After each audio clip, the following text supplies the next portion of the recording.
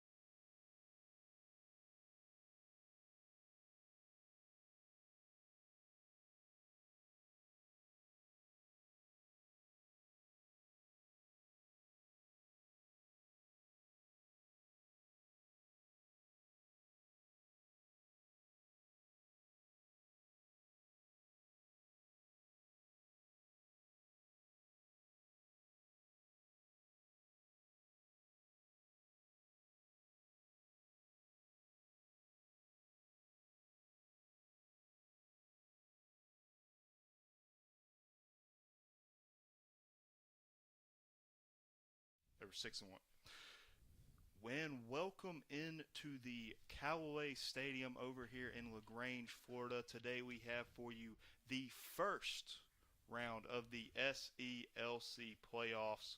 Folks, we have a barn burner in for you today as Auburn, starting off the season 1-6, has won off to a incredible 7-game win streak to get to this point.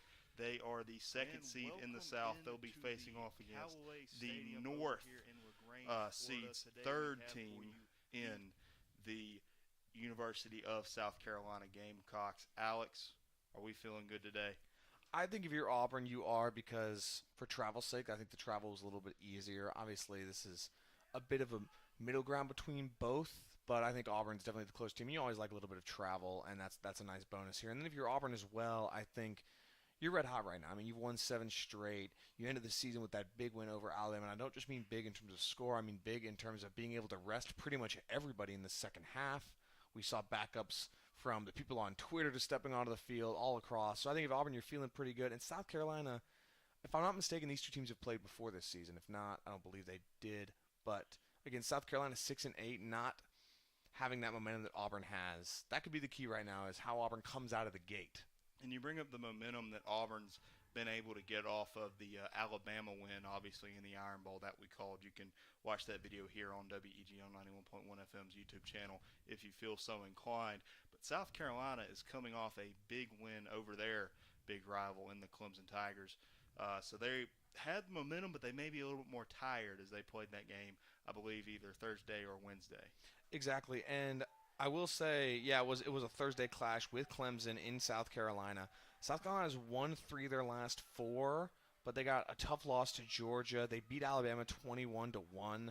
They had a lot of losses in non-conference play, but in the SELC they've been better than most. These two teams have not played before in this season, so it'll be fresh lineups for both teams. Again, right now for this team, I think if you're really watching out for is Theodore Russell. He leads the team with 60 goals. Or not, excuse me, that's not 60 goals. That's my mistake.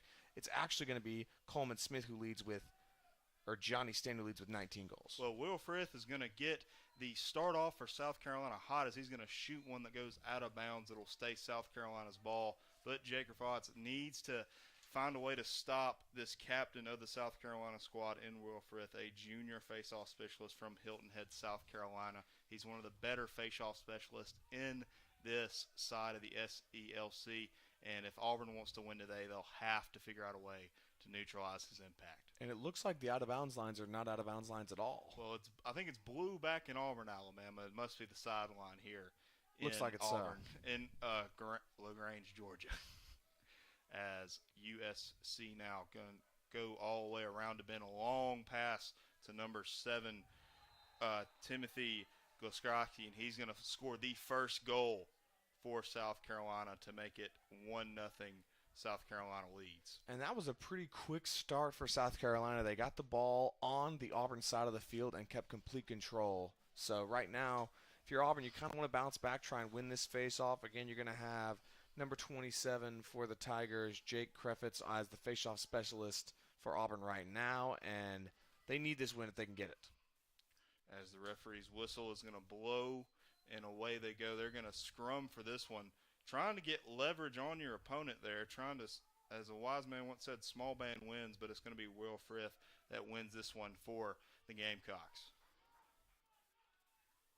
And again, now South Carolina just trying to find a way through this Auburn defense, and it looks like they're doing it well enough right now. Again, I think if you're Auburn, you want to try and just keep them out of the net and prevent them to get an early lead here in the first period.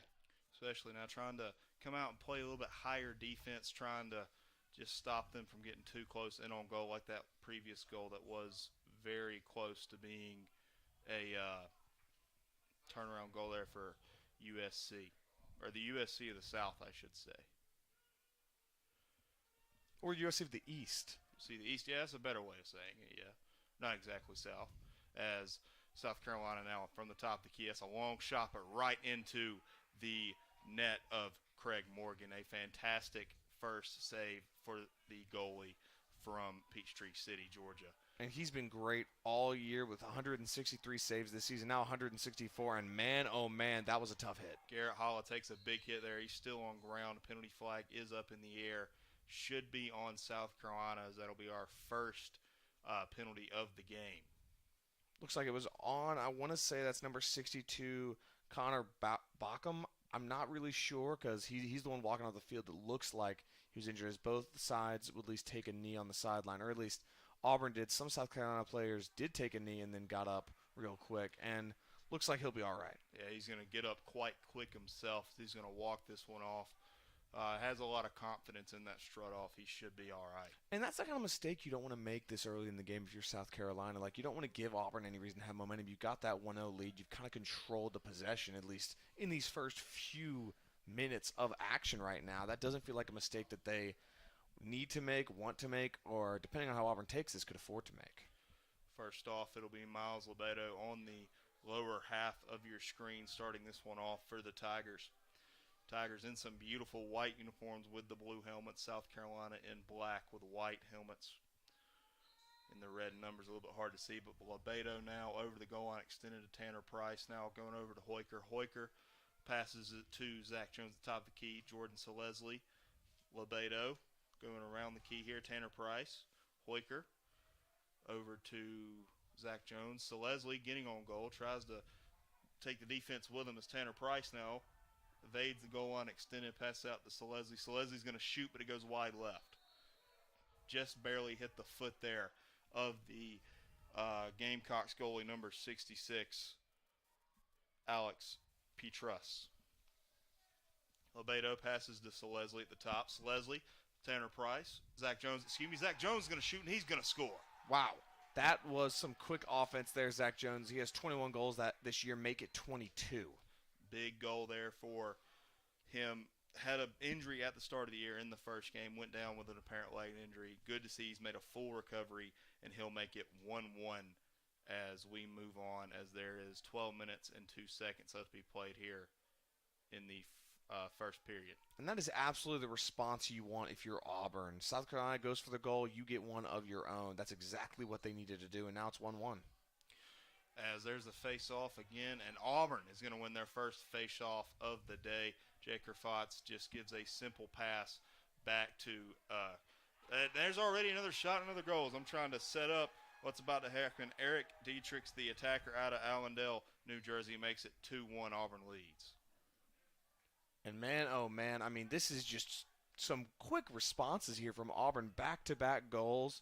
This is kind of what we saw inverse of the Alabama game. If you recall, Auburn scored early, but then Alabama responded, and you thought this might be a high-scoring game. Little did we know that would be Alabama's only goal until around the fourth quarter.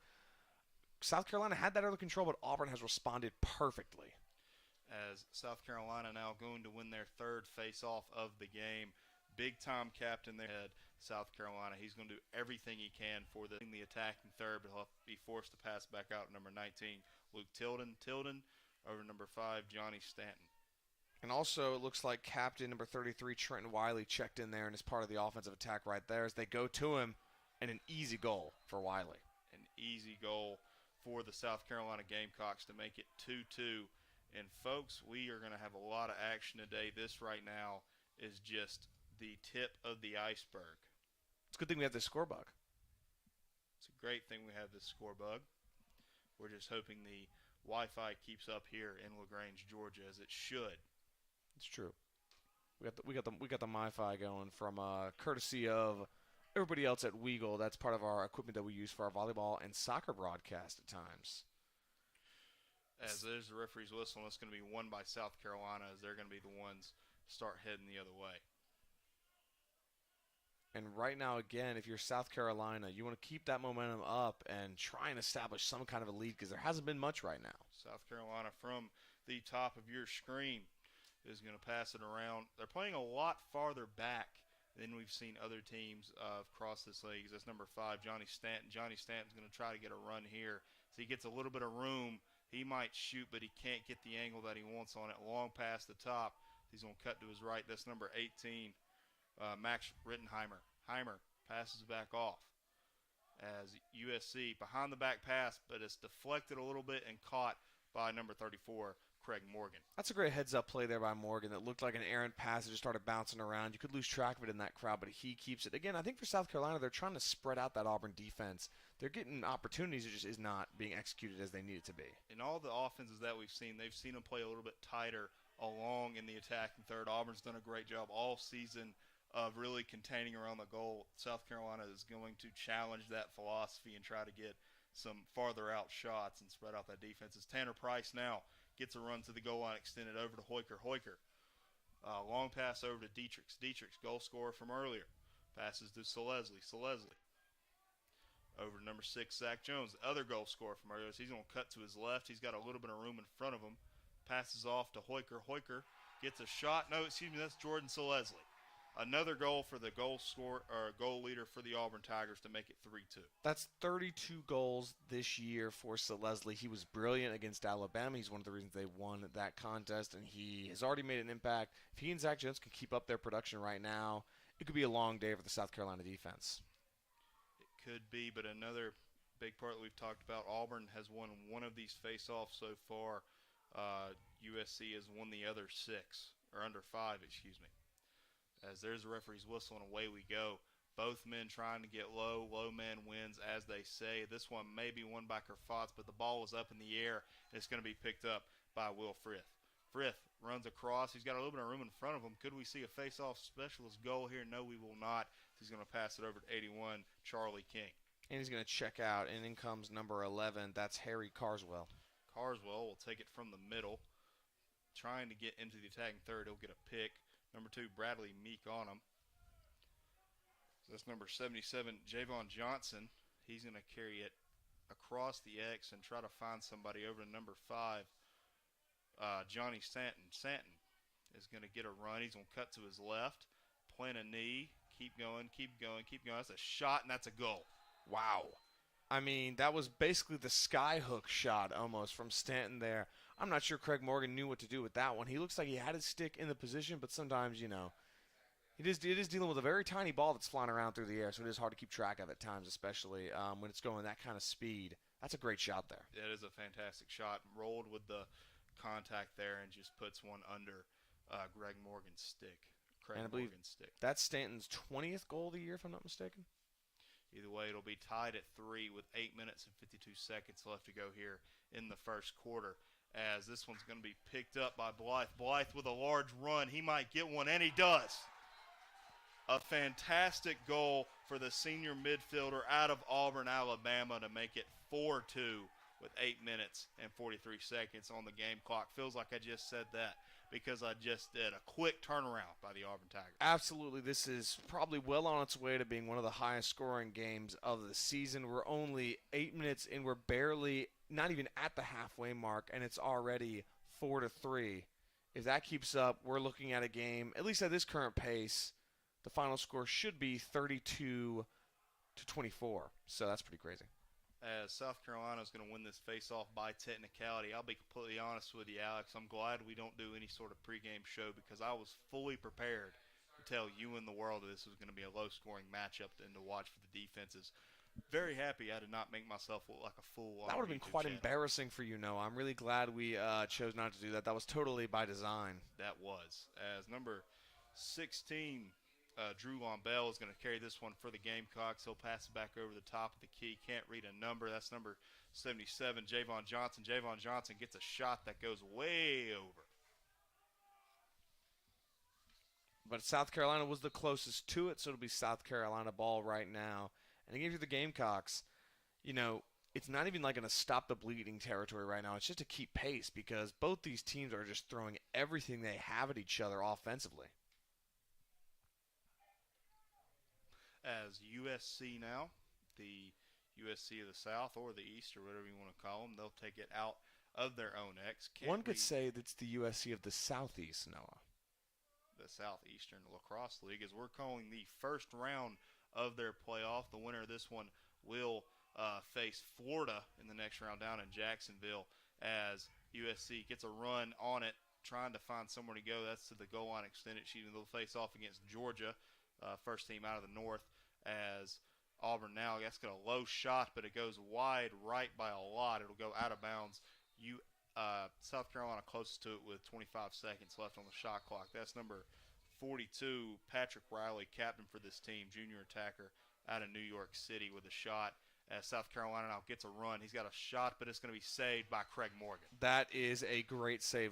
It was right between his legs, but he was right there to stop it. Those are the kind of saves you need at this point because every single save will count. Now, that sounds a little redundant, but in a game like this, it really does. In this high-scoring bout we've seen so far, the saves will count, as that's going to be number 14, Eric Dietrichs. Dietrichs over to Hoyker, over to number 9, Tanner Price. And this is the first chance for a team to take a 2-score lead right now. It's been back and forth, separated by 1 point each. Tanner Price loses it, tries to find something back, but he can't. But that's going to be a big hit from number 39, Tyler Ward, as he nearly forces him out of bounds. Long pass along the out-of-bounds line is going to be picked up by South Carolina. They're going the opposite way. Ward was on a mission there. That was physical, to say the least. Mission trying to get that ball back in the attacking third, but now South Carolina will have it in their attacking third as they're going to exchange some players. It'll be number 33, Trenton Wiley, who's going to pick this one up. Wiley with a long pass over, dips it down all around the crease. That's a shot and a goal for South Carolina, number 42, Patrick Riley. And things are getting a little chippy right now between both teams, but if you're Auburn, you can't allow one of South Carolina's runners to get that close to the net.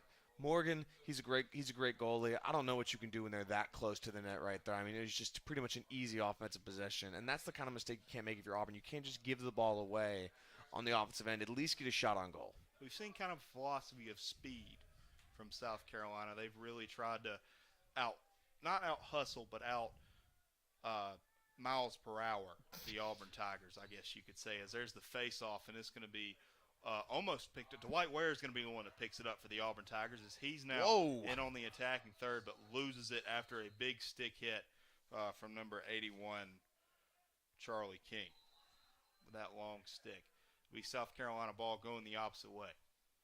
That was again, very physical contest. And you said it right there, Noah, about how both teams are just trying to outrun each other. I think this ties into the fact that this is not like, say, the SC basketball tournament in Nashville, the NCAA tournament. They don't play another game in 2 days. The winner of this game gets a week off. So give it your all. There's no need to be worried about how you're going to respond 2 days from now. You got a full week to rest and recover. Winner of this game faces off against Georgia next week down in Jacksonville, Florida. As that is not out of bounds. Okay, then. The red line, I believe, is out of bounds. Okay, that makes sense. As hustling around, picked up by Auburn, that's number 11, Garrett Holla, with a big job there to pick up a ball. And then he and number 33 getting a little chippy here. Oh, goodness, we got some collision on the sideline there. That was number 19 for the Tigers. That's Derek DeAngels running into him on there. And that's, again, already a very physical, chippy contest in the first quarter. It'll be Miles Mileto carrying it into the attacking third for the Tigers. Hoyker now from the X passes it over. That's number 14, Eric DeAngles. Eric Dietrichs picks it up, passes to number 6, Zach Jones. Jordan Selesny now has it. He's going to cut to his left. Continues to cut to his left. Long pass to Dietrichs. That's a shot, and then that's a save by the South Carolina goalkeeper. That was Hoyker with the shot. South Carolina on a 4-on-3 run right now, and that should be easy. But Morgan with the save. Wow. A fantastic job by the defense there. I believe that's Zach Jones, the number 19, Derek DeAngles, getting back on defense and forcing a bad shot there from the Gamecocks. As we're tied with 4 with 4 minutes and 41 seconds left here in the first quarter as I wait for AAA to call me. I hope they call. I hope they call too. As Johnny Stanton now, he's going to carry it around the bend, gets a shot from the crease, but it goes wide right with 54 seconds on the game clock and 4 minutes and 27 seconds on the game clock. That's what you need to do if you're Auburn's defense right now. You're going to allow them to get close, but at least force them to be parallel with the goal. Then it's a very difficult shot. You don't want them close and near the center. Then it's a little too easy. South Carolina gets a low shot there. That's number 42, Patrick Riley, junior attacker out of Garden City, New York. And Morgan getting his work in early right now. Again, he's had 142 goals against and 163 saves this year. I don't know if any of these will count as saves, but a lot of reps at least. South Carolina gets a long pass here to number 5, Johnny Stanton. Johnny Stanton shoots and he scores. Gets one past Greg Morgan there, gets to the middle of the attacking third, and just sidearms one to make it 5-4. South Carolina leads. And a 2-0 run here for the Gamecocks of South Carolina. If you're Morgan, I mean, that was a long defensive possession. He's got to be a little tired on this end. But now, hopefully, if you're Auburn, you can get an offensive possession and get your defense a little bit of rest. But again, Auburn has not been great on the face-off so far today. Let's see if that will change. There's the referee's whistle, and away we go. Picked up by South Carolina at the midfield stripe. South Carolina now running around the bend. They're looking for somewhere to go. That's number 1. Blythe trying to get a stop there as this one's going to roll out of bounds. It'll be Auburn's ball, head the opposite way. I'm not super familiar with the rules. Why would that have been Auburn's ball since the South Carolina Gamecock was closer to it? Was not a shot. Oh, right. Okay, yes. Yes. Admittedly, ladies and gentlemen, I learned the lacrosse rules about 1 week ago yesterday. During the Iron Bowl. So. Exactly. Well, we got a glove flying around. That's a missed glove there as number 20, Michael Malone, carries it into the attacking third for the Tigers. Hoiker now over to number 14, Eric Dietrichs. Dietrichs over to Hoiker, over to number 9, Tanner Price. Price now over to number 39, Tyler Ward. Had a big hit earlier. He's going to pass it over to number 20, Michael Malone, the president of this ball club, the man I emailed to make sure we could do this. Malone now over to number 4, Hudson Carter. Hudson Carter looking for the run. That's a fast man. Can't get a pass off there. Tried to get it to Tyler Ward as that's a long pass that goes awry. 10 receivers, number 20, Michael Malone. It'll go out of bounds and we'll head the opposite way. And again, that's a very costly mistake there. If you're Auburn, you got to find a way to get Zach Jones and Jordan Selesli back on the field. South Carolina now. They're up 1 with 2 minutes and 42 seconds still to come here in the first quarter. 5-8 record, 2-2 in their division. Those 2 losses were Georgia and Georgia Tech. Those 2 wins were a win against Alabama and a 1-0 forfeit against Vanderbilt. As South Carolina attempts to carry it into their attack. You can see here they're playing more out. They're playing around that box line as South Carolina is in on goal. That's going to be a great deflection there by number 28, Michael Pinheiro. Gets a stop there, puts his body on the line for the Auburn Tigers here in the first round of the SELC. USC, though, tries to get a shot around the crease, but it goes behind the net and will go out of bounds. It's still South Carolina's ball with 34 seconds on the shot clock.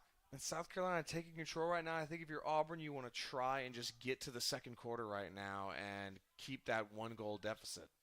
As that's a shot by number 17, Kevin Sonome, but it hits the ground, hits somebody's stick as well. It'll go out of bounds, and that'll make it still South Carolina ball. There's a little bit of confusion there on the sideline and from your commentators as South Carolina carries it around the bend. That's number 55. Donald Ryan, he'll pass it back on. South Carolina from the goal line extended, trying to get on goal is number 10, Theodore Russell. Russell passes it off. That's a shot, hits the ground and hits the top of the post. That's in for number 17, Kevin Sonome. 3-0 run for the South Carolina Gamecocks. Auburn not happy right now. It looks like we've got Tanner Price going on the offensive end right now. They need to win this face-off because with 1 minute and 30 seconds left, South Carolina could take significant control if they can score again. If you're Auburn, you got to at least keep the offensive possession until this quarter ends. 10 seconds of separation between the game clock and shot clock. Need something in a big way here to try and grab some momentum going into the quarter change, as this one is almost won by Jake Fotts. As the referee kind of gets involved there, he's going to whistle it dead. Once did a screen there on Crafatz, but it'll be Auburn ball going to the right side of your screen. Number 44, Dominic Encario, sophomore out of Niceville, Florida. Everybody on the team calls him Dom. As number 6, Zach Jones is going to do the long pass to Jordan Selesli on the sideline. Selesli over to number 9, Tanner Price, over to Hoiker. Hoiker over to number 14, Eric Dietrichs. Dietrichs over to number 50, Miles Lebedo. And if you're Auburn, you got to be happy having Jones and Selesli on right now. Lebedo over to Hoiker. Tanner Price from the goal line extended. Price, long past the top of the key. That's Jordan Selesli with 46 seconds on your game clock. Zach Jones, he's got it at the top, looking for somewhere to go. Over to Miles Lebedo. Lebedo gets a pass to Dietrich that's around the crease, but he's going to be forced to give it off to Zach Jones. He takes a big hit from that long stick. He's looking for somewhere to go. Gets sort of kind of a pick. He's in on crease. That's a shot. Nearly goes over the crease. They're going to whistle it dead. Great save there by the South Carolina goalkeeper, number 66. And again, South Carolina on the run now. South Carolina with 15 seconds on the game clock, looking for some kind of far shot. He's got an opening. That's a shot. It goes wide left. Auburn is going to be closest to it with 8 seconds left on the game clock. It'll be their ball. Long pass. Hoiker could get it, but he doesn't. It'll go roll out of bounds with 1 second, 0 seconds on the game clock. That is going to be all she wrote here in the first period, with South Carolina up 6-4 here on WEGL 91.1 FM's YouTube channel. WEGL will be celebrating its 50th.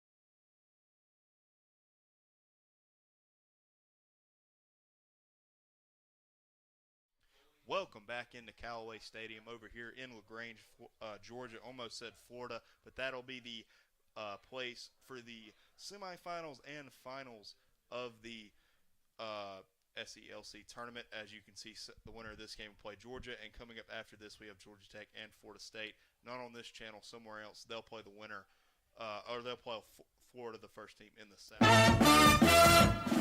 Exactly. Noah and I have to stop at a water park on the way home. We do. Somehow. We also have to get my keys out of my truck.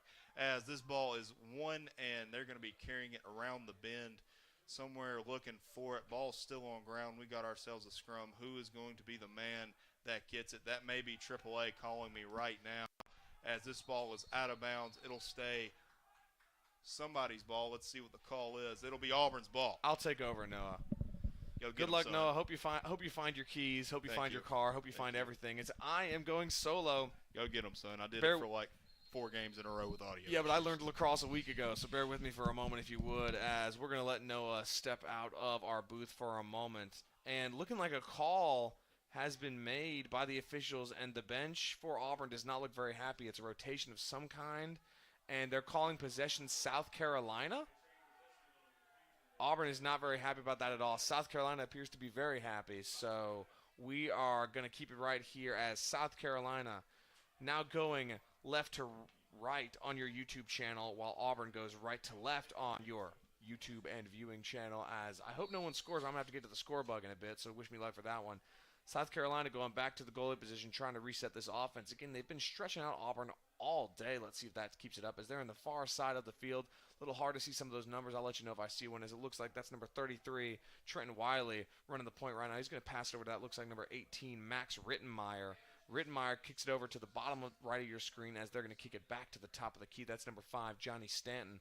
Stanton has had a lot of, I believe, 2 goals scored already. He's going for his 3rd as he attacks around the goal. He tries to spin and he falls down. Very vicious defense from, that's number 2, Bradley Meek, as Auburn is able to take control of that. What a good defensive possession there for the Tigers. That's exactly the way you want to start out here with 14 minutes left in the second quarter. Auburn trying to get across midfield. They're going to go back to Craig Morgan to pass it out. He's going to go to number 12. That's Joey DeNave. DeNave's going to make through 3 defenders. Wow, what a move there, as he is now to what is the 30-yard line, but not actually the 30-yard line. He's going to pass it down the corner and check back out. Celeste is going to check in as Auburn's going around the net. That's in Eric Diedrich's hands. Now going to Selesli, and in comes, that's number 50, Miles Lebedo. Lebedo going to pass it back to Selesli, and then Selesli has Tyler Ward near the center of the goal. That's going to number 77, Thomas Hoidker. And Diedrich's going to pass it back to Selesli. Auburn just kind of being very patient right now. Again, no need to be aggressive. You're only down 2 right now in the second quarter. That's number 50 for the Tigers with a shot on goal. That was Miles Lebedo, but a great save there from the South Carolina Gamecocks goalie. And now South Carolina going back on the attack. Back and forth these two teams go. You can only find this action right here on WEGL 91.1 FM's YouTube channel. I'm Alex Houston going solo right now while Noah tries to find his car. And that one nearly stopped there by number 9. That's Tanner Price. That was almost a great defensive play there, but just a little too short. Or too tall, specifically. And again, another mistake there by South Carolina on offense, and a turnover, and Auburn going on the attack. That's number 1, Coley Blythe, who's going to get it, and he gets it across midfield, but looks like a foul was called, a block of some kind. Looks like a block motion.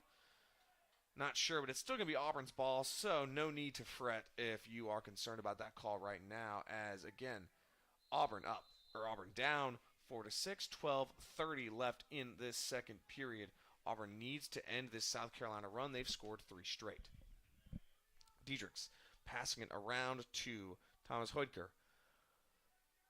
Hoidker back to Diedrichs, and then that's to number 20, Michael Malone. Malone kind of running the point. He's looking to get it to Zach Jones. Actually, he just looks like a stick broke. It's hard to say exactly what happened there. Either way, South Carolina had to check out.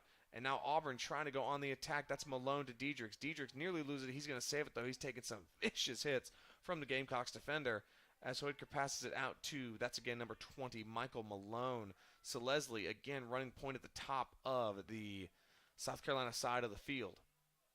Yes, it was a broken stick. Goodness, I don't know.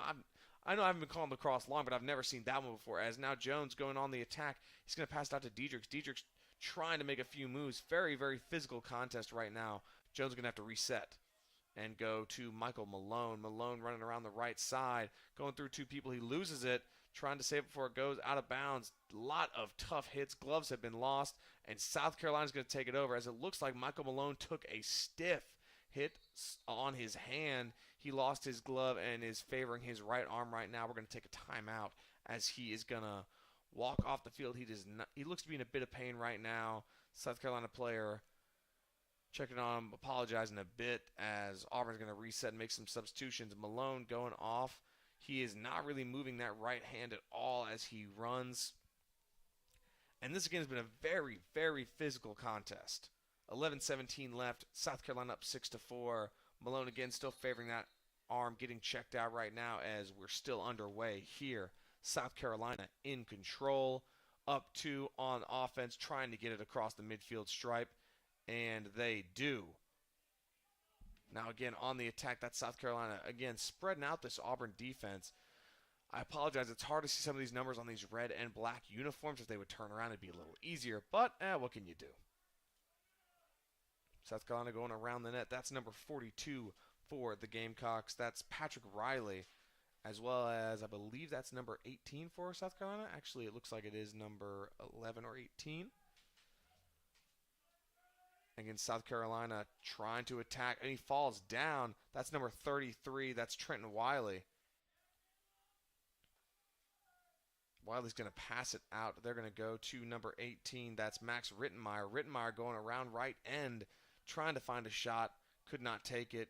22 seconds left on the shot clock. Now 19 seconds. Look, the clock buffered a little bit there. South Carolina with 15 seconds left on the shot clock. They got to get something going. And just around, what a play there. Oh, my goodness, what a pass. What a goal. Craig Morgan couldn't do a whole lot about that. South Carolina up 7-4 with 10:06 left in this second period. The Auburn defense huddling together, talking about what happened there. It really was just, you see it happen a lot, specifically in basketball when the shot clock runs down. You can play great defense for 29 of the 30 seconds, but if you can't play it for the last second, something great might happen, and that's exactly what happened there. That was a great pass and setup there for the Gamecocks, and a great score. Now Auburn going to need to win this face-off here. South Carolina on a 4-0 run. Let's see what happens. And that is going to be number 27. That's Jake Krefitz winning it. Actually, no, but he loses the ball anyway. South Carolina going back on offense. Auburn's attackers trying to keep South Carolina from getting past the midfield. There's only so much they can do right now. It's a 4-on-3 run, and that's going to be won by the Gamecocks. That's number 31, Jack Parkin, passing it inside to, it looks like, number 18. I believe that was Max Rittenmeyer, and that's a goal. Craig Morgan, again, could not stop that one. 8-4, South Carolina taking command of this game. 9:34 left in this second period. And man, oh man, I might need some water in a little bit. What started out with a pretty even second period has kind of fallen apart for Auburn. South Carolina is just playing an aggressive, fast style, sometimes just outrunning Auburn, and other times just outmaneuvering them. It's everything going right for South Carolina and everything going wrong. Excuse me, I forgot to update this score bug real quick. Let me find that real quick and edit that. Sorry about that, everybody. Doing double duty right now as Auburn is going to, well, there's a flag thrown in the air. We'll see who it's going to be called on. That was on that faceoff that Auburn lost again. But again now, referees discussing as we get a bit of cloud coverage here and the field gets a little bit darker in the top left corner. Right now, if you're Auburn, you need this possession.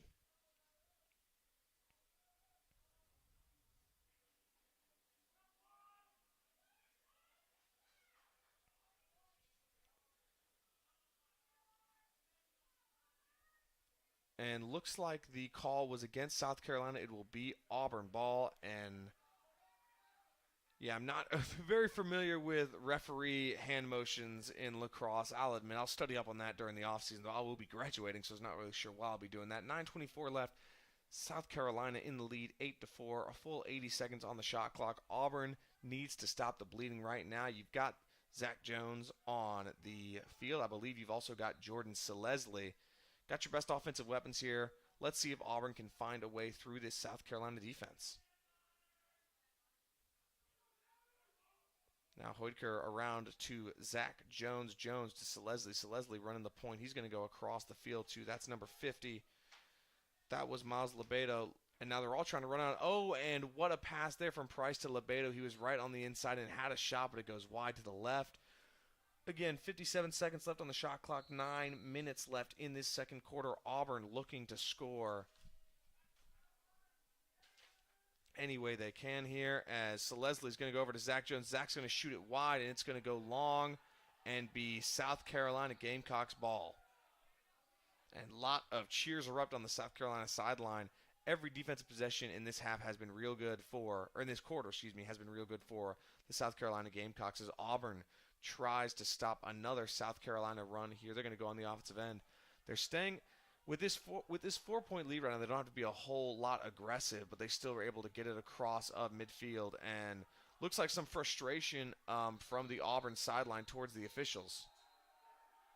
And I believe Auburn called a timeout. It's difficult to say here. Well, to be honest with you, everybody, I have not been schooled on how to go to timeouts because I've not had to run the computer during a broadcast so far. So you know what we're going to do? We're going to keep right here and go through some stats right now, at least from throughout the season. Again, Auburn, winners of 7 straight. South Carolina, winners of 3 of their last 4. But right now, it has been all Gamecocks. They're on a 5-0 run and in real control. Auburn needing to talk things over. We got 8 minutes and 20 seconds left here in the second quarter, 52 seconds on the South Carolina shot clock. And again, if you're Auburn, I think you don't want to be too aggressive here and make too many easy mistakes. You want to try and keep your composure and just chip away at this lead, because 1 or 2 quick goals is not gonna win this game, especially here in this second period. Again, even with this second period, we still have 38 minutes and 20 seconds left. That's a lot of lacrosse to play. Things can change very quickly. Auburn started out pretty early in control after that first South Carolina goal. It seemed like a very back-and-forth contest, but again, South Carolina with 5 straight goals taking complete control of this game. But for Auburn right now, again, I think it's get a stop on this defensive possession, try and reset the offense, and go back on that attack as best you can, and try and start to chip away at this lead. And again, we thank you for joining us here, right here on WEGL 91.1 FM, or at least WEGL 91.1 FM's YouTube channel. Sorry, I feel like I'm doing some of my podcasts and stuff on there. We'll have some commercials and an interview with Auburn volleyball head coach Brent Crouch during the halftime show. We're really looking forward to that. At least I hope Noah gets back in time so I can do that. As against South Carolina going on the attack, that is number 42 for the Gamecocks. That's Patrick Riley. Riley running it around to trying to get a number on there. I can't see one. So back to Riley again. Riley's going to go around to the top. That's number 16. That's Drew Lomble. Lomble's going to cut it all the way around. They're going to go to number 17. That's Kevin Sanson. Sanson's going to go back to behind the net. And now back around they're going. These teams back and forth they go. Harry Carswell running the point. He's going to pass it inside. And inside the Gamecocks go. They're trying to go right to left. And that's going to be a shot inside, but it's going to be stolen by Auburn. Trying to get a number that looks like it's number 44 for the Tigers. That's Dominique Anichiarico, As number 2, that's Bradley Meach running the attack there. And Meach facing some very stiff South Carolina defense from Timothy Sajilski. And then Meach's going to pass it back out to Cade Leggio, as it looks like my broadcast partner is back just in time. You don't know, I'm really glad you're about to step into the booth right now, because I was very worried about having to run the audio during halftime. As it looks like they're going to pass it out to, that's number 39, Tyler Ward. Ward's going to run around at the top right of the, catch your breath, it's all good, no rush. I got this, as I would say, as Tyler Ward is going to go over to, that's number 6, Zach Jones. Jones going around the top to Selesli to Hoidker. Hoidker back behind the net trying to find something, but the South Carolina defense has been very, very tough to get through. Just over 20 seconds left on the shot clock. Selesli trying to find a way, and risky pass to Diedrichs, and they lose it. And that'll be South Carolina ball as the shot clock resets, though Auburn going to fight for it. Very, very physical, and Selesli just lays out the Gamecock there. That's number 40. Trying to get a number if he'll turn around. That was number 46 on the turf. Actually, 48, Josh Jansen. And again, some trash being talked right now between both these teams. Very, very physical contest. Noah, welcome back. Alex, I really wish we had a mic down there on the sidelines, because them folks are fired up. Yeah, so you heard that when you walked by. I did. It is a big fight field down there. Yes, absolutely. It's been very, very physical since you left. Again, South Carolina with 2 more goals right now. It's 8-4. And Auburn just can't find a way through their defense, while the Gamecocks are just finding the great passes between these two teams. And man, oh man, it's getting physical. I was watching a little bit of the game while they were opening up my truck. It appears that South Carolina's doing a really good job with their passes, not really doing anything too flashy. So that shot's going to go wide right, because we have 2 penalty flags up in the air. And Auburn, that's just frustration boiling over right now. And if you're the entire Auburn team, if you're Craig Morgan, you want to get your defense in check right now and have them just take a breath and really cool down. Again, 5:33 left in the second period right now. Auburn is down by 4 with 35 minutes and 33 seconds left in the entire game. There is no need to get sloppy, to get chippy, to get aggressive right now. You got a lot of time left. Just stick to what you know. Stick to what's got you 7 straight wins this year, and chip away at this lead as best they can. But 2 flags is not going to do it. Well, you can't let them push you around, but doing something like that you absolutely cannot do. You have to push them back within the regulations and rules of this. Oh, exactly. Game. But either way, this game is the first round of the SELC playoffs. The winner of this game will go up against Georgia next weekend down in Jacksonville, Florida. As folks, let me tell you guys something. If you have the tools, it is incredibly easy to get a truck unlocked. Holy, that man just put a bag in my window and some sort of long claw device, like a fishing rod, and I have my keys back. Excellent. As number 42, Patrick Riley was running at the top. They're going all the way around to the top right of the field. Now back to Riley again. Gamecocks spreading it out right now, just trying to get this Auburn defense on the move because that is how they scored earlier. There was a great pass where just the Auburn defenders were not. And while they got a man up, there's no reason to really force anything. Is there's going to be a shot and a goal there for number 62, Connor Buckham, a junior midfielder out of Fort Mill, South Carolina. Just gets an absolutely perfect pass at the top of the crease and dunks it in to make it 9-4.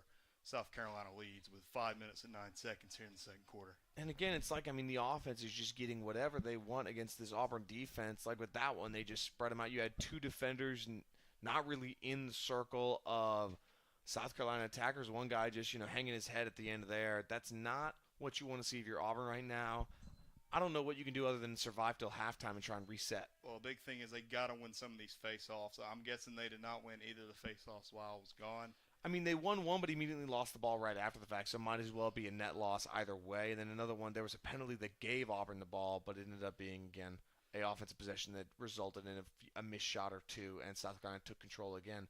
Right, if you're Auburn, you want to be huddled almost around the goal at this point. It's not like South Carolina's doing anything else. They're finding ways inside the perimeter. And again, if you're Craig Morgan, you got a great goalie in your net, but when the attackers are right on top of you, there's not much you can do. Exactly, and South Carolina has just done a fantastic job all game, even while I was gone, of getting the passes they want, and they're doing it here as they're in the attacking third. That is number 19, Luke Tilden. He's going to pass back out the top of the key. Now to number 5, Johnny Stanton. Johnny Stanton with a pass off, trying to get a goal there. Keeps it away from the stick of number 43, Ethan Pusini. That's a shot and a goal by number 42. Wow. Patrick Riley to make it 10-4. South Carolina leads. That was a incredible circus shot. Auburn, again, you had him locked down, but then he just makes that sort of underhanded throw and right in the back of the net. Morgan really hitting a bit of a cold streak right now. South Carolina on a 7-0 run. They have just done an absolutely perfect job in the second quarter of getting the passes and the shots they've won. They've kind of had to circus it up a little bit, but either way, they lead 10-4 with 4 minutes, 6 seconds. That's going to be a shot, and it goes wide left. Long shot there by the face-off specialist, Will Freeth. That's where he wins that one. Auburn, closest to it, it'll be Auburn ball with 4 minutes and 3 seconds. And there was some disagreement there on the South Carolina side of the bench area. Definitely did not think that Auburn was closest to it. It looked very, very close either way, but Auburn in control, have to take advantage, have to chip away with 3:50 left in the second period. As Auburn now, they need something and need something fast, like you were saying. As Zach Jones passes over to number 50, Miles Lebedo. Lebedo over to number 29, Jordan Selesli. Lebedo still, they've kind of been forced to take it longer, as this is number 6, Zach Jones. He's going to pass it over to Jordan Selesli. Selesli fake shots, tries to get something in, but he can't. It's hit on the stick, and South Carolina is going the other way. And again, it's been opportunities like that where there's just been more South Carolina defenders in the area, and Auburn just has not been able to break through in a long time. As South Carolina now carrying it around the bend, taking that cradle is number 42, Patrick Riley. Riley passes it back over to number 16, Drew Lombell. Lombell over number 17 now, Kevin Sano. Who's at the top key? That's number 7. Timothy Scalesli. I don't know how you see the 7. It's actually an 11. But either way, South Carolina now carrying across to the X, trying to get somewhere around the crease, which they will, but he's going to lose that one. Picked up by number 45, Edmund Cummins. He may make a run. He's going to pass to Lebedo. Lebedo with a juke. He could go coast to coast, and he might do it. Nobody in front of him. Pass over to number 44, Dominic Ancario. Run there for Auburn, snuffed out by some transition defense for South Carolina, but either way, it's Auburn's ball, and they get an opportunity to close the lead to 5. And I think, again, if you're Auburn, yeah, it sucks that the run got snuffed out, but you get Jordan Selesli back on the field. That's what you want. He's been your best goal scorer all year. As Miles Lebedo now, he's going to get a half screen there from Selesli. Pass it over to Eric Dietrichs, who's at the bottom of the crease, trying to find somewhere, cuts to his right, gets a little Superman shot there, out of bounds. Dwight Ware closest to it. It stays Auburn Tiger ball. I don't know if you like that shot if you're the Auburn coaching staff right now. I think you got to, again, stick to what you know, stick to what you've been good at, and not get too aggressive and too risky. So Leslie takes a long shot that goes wide left. Auburn should be closest to it, which they are. At some point, you got to promote creativity. You're down by 6. You got to have something. It's like in Miracle. You know, they will Never be seen that creative. movie. You've never seen it. We're watching it on the way back. Well, on the way back? Yes, we are. It's only 50 minutes. Doesn't matter. We'll sit there in the studio. Miles Lebedo, though, he's going to take a run with 1:33 left. Passes it on to Eric Dietrich. Can't look it into his stick, but he's going to get a box out here and pick it back up, try to recorrect his mistake. Travel there. It'll be South Carolina ball going the opposite way. And, again, if you're Auburn, you can't have that kind of mental mistake and just miss a pass there. Can't. South Carolina takes it across the midfield line with 1:15 left to go. The shot clock does not matter anymore as there's 65 seconds still to come. Yes, it does. 4 minutes separation as that one's going to go out of bounds, picked up by South Carolina. 4 second separation. As there's a penalty flag up in the air. I believe that was some talking right there between the two players. South Carolina gets in on the crease, and that's a shot, and that's a goal for 97. Jake McQuad, a sophomore attacker out of Charleston, South Carolina, just gets a great pass and takes one right in front of the crease to make it 11-4. South Carolina leads with 56 seconds on the game clock. An 8-0 run here for the Gamecocks. Auburn's defense huddling again. I don't know what you say in these kind of huddles other than just get to halftime, try and reset, try and do what you can to study up on film, and just get back to basics if you can. But again, you've got 56 seconds left. If they can win this faceoff, they'll have a chance to score and get some momentum going into halftime. But the reverse side of that is that means that South Carolina will also have a chance to score one more time. Either way, it'll be decided in this faceoff. Jake Kerfott's going against number 99, Will Frith, who's done a fantastic job for South Carolina. He wins another one. A long pass there that'll go out of bounds. It'll be Auburn's ball with 50 seconds still to come here in the second quarter. If you're the Gamecocks, obviously you got that big lead. You can afford those kind of mistakes, but you don't want to give Auburn any easy opportunities to get back into this game. No, you don't. You want to snuff out that light for the Auburn Tigers, but Auburn looking to find a lighter here, somebody to make a difference in this one to make it 11-5. They need something fast. There's 37 seconds still to come here as Miles Lebedo is going to get it. He approaches midfield, takes a hit, does a spin, and he's across the midfield line. Zach Jones now in on goal. That's number 77, Hoiker. Hoiker's going to shoot, but it goes wide right. A lot of zip on that ball, possibly too much. Couldn't exactly get it over to his left. 25 seconds still to come here in second quarter. Looked like it was about a foot away from the net. That's not how, you got to be a lot closer than that, obviously. As Hoiker again. Hoiker takes a shot, and he makes it 11-5. Fantastic job by him to get a pass there from Hudson Carter. Either way, though, Auburn has done a great job of lighting that fire again. South Carolina not able to snuff that fire out ahead of this exactly. halftime. And no, I never played sports, but if I did, I could imagine that was supposed to be funnier, but I realized it just sounded a little weird. Anyway, really, when you go on runs like that, it almost feels like you can't score, like it's impossible, like anything you're throwing is just not working. So to get that, you can just take a breath and go, okay, we can score. We know we can get through this Auburn defense or the South Carolina defense. We know we can, and that is a great way to end the half if you're Auburn. As there's 6 seconds left after the 5 seconds of face-off right there. 2-1. That's going to be a long shot, but it goes wide right. And that is how the first half ends with South Carolina up 11-5 after a big run. But number 77, Thomas Hoiker, provides a light for the Auburn Tigers going into halftime. Adds the 1 point. But don't go anywhere, folks. We have some PSAs during halftime and Alex Houston's interview with head coach Brent Crouch ahead of the Troy game that you listen to on WEGL 91.1 FM in conjunction with us. WEGL will be celebrating its 52nd birthday with its third annual 24-hour live stream, where we will be celebrating the storied history of Auburn's home for student-run radio. Programming will be curated by staff and ran by the largest pool of DJs WEGL has ever seen. Festivities will start at 5 o'clock on April 20th and go until 5 o'clock on April 21st. Tune your radio antennas to 91.1 FM or go to weglfm.com if you want to join in on the fun. See you then! Brent Crouch ahead of the Troy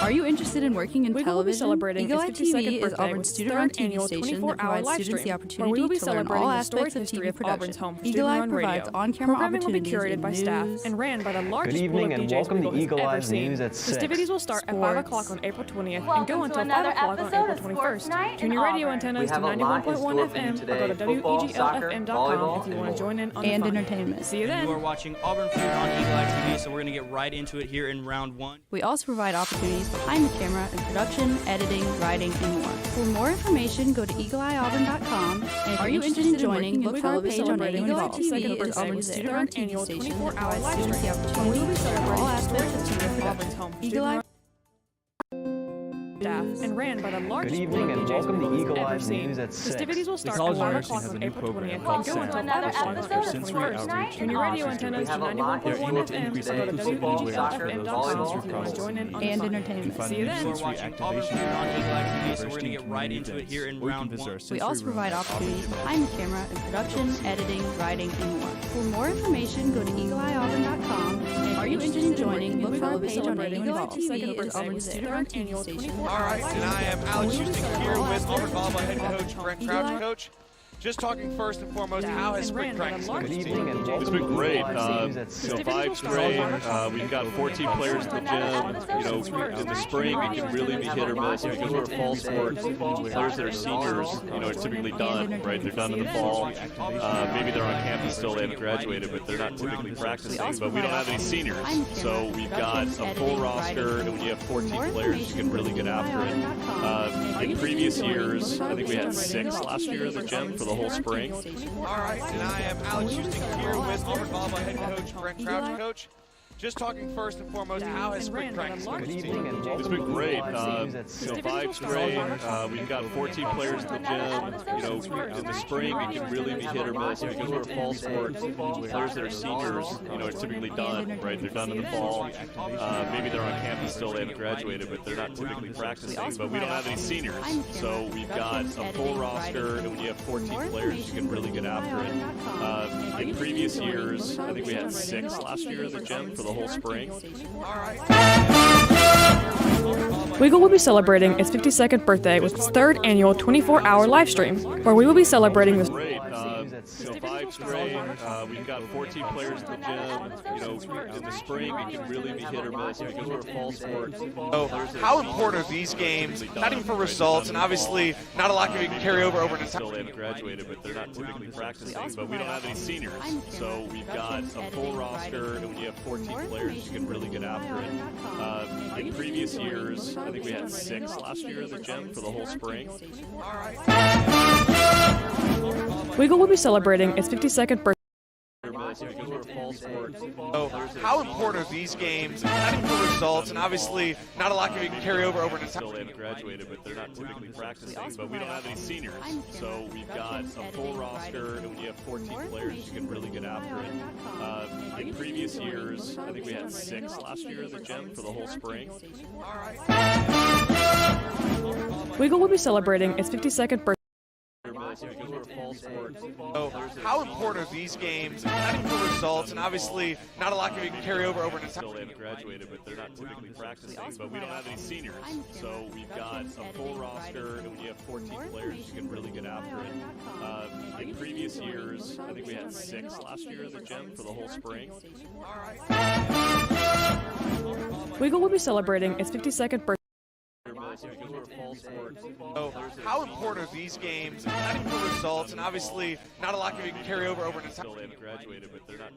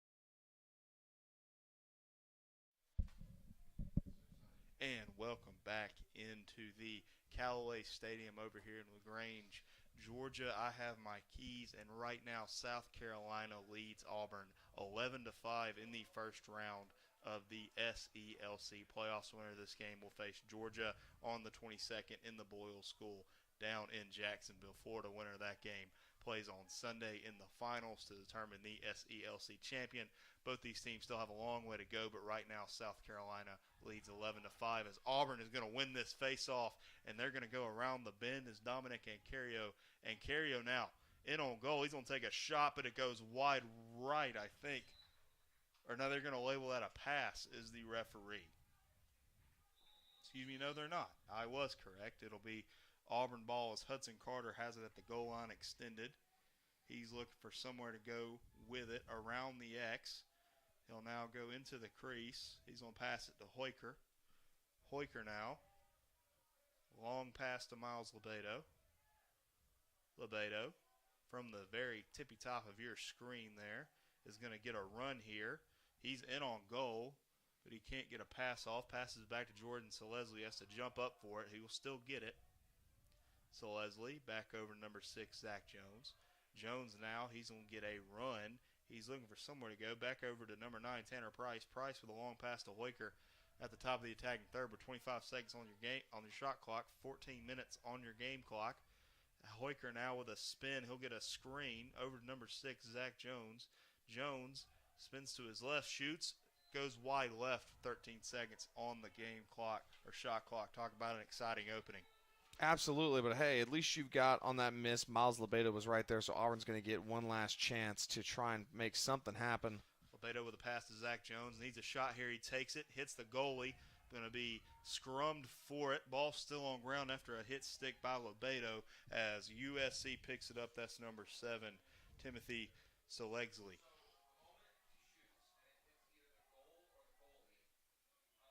As South Carolina will carry this into their attacking half of the third, or attacking half of the field, as South Carolina is going to pass it over to number 18, Max Rittenmeyer. My papers are flying around everywhere. Anyway, right now, again, if you're Auburn, you really want to try and get a stop here. Keep up the momentum you had going into halftime. South Carolina is in on goal, passes it to the X. This one may go awry. Saved at the last second, but picked up by number 19, Eric DeAngles. Dedrick DeAngles. DeAngles with a pass over to number 3, Casey Lacani. Lacani in on the attacking half of the field. Long pass to number 9, Tanner Price. Price number 20, Michael Malone. And so Leslie about to check in here. We'll see if Auburn can make the substitutions necessary. Coley Blythe checks out for Eric Dietrichs. Michael Malone over to number 14, Eric Dietrichs. Number 4, Hudson Carter. Tanner Price now from the goal line extended. Lacani tries to get something going his way. Long pass to Hoiker. Has an awkward angle on the shot. Decides not to take it. Passes back to Michael Malone. Lacani now. Under 30 seconds left on the shot clock. Auburn not getting much of anything going offensively. This is great defense from South Carolina, and the South Carolina bench is letting them hear it. As Michael Malone passes back to Dietrichs. Dietrichs takes a shot, but it's going to go right into the net of the South Carolina goalkeeper. But Lacani's going to pick this one up after a bad pass. Hudson Carter behind the back goes over the post. Auburn closest to it with 77 seconds on your shot clock, 11 minutes and 35 seconds still to come here in the third period. USC leads 11-5. A little bit of circus action there, and Jordan Leslie just checks in. Zach Jones on the sideline only just now put his helmet on, so I'm sure Auburn's going to want to have him out there as soon as they can. Hudson Carter had made that shot against Alabama just a week ago. Couldn't get it to fall there here in the first round of the SELC playoffs as Michael Malone is going to cut to his right, trying to get an open spot. He's going to spin, he's going to shoot, but right into the net of the South Carolina goalkeeper. Perfect positioning by him. They're just not getting the South Carolina Gamecock goalie to move enough, because that's what you have to do, because the lacrosse net is not that big. You got to get the goalie moving around, try and get a shot around him. If he's just able to sit there and plant his feet, he's going to get those stops 9 times out of 10. South Carolina now from the top of the attacking half of the field, running for both teams. Jordan Leslie trying to get back on the defensive third to bring in number 2, Bradley Meek, as South Carolina is going to carry this one. That's number 11, Harry Carswell. Carswell passes it off. South Carolina now going around the bend at their own X, trying to get open somehow is number 97, Jake McQuid. As South Carolina now cuts to his left. He's got an open opportunity, but great defensive help there to get a man on.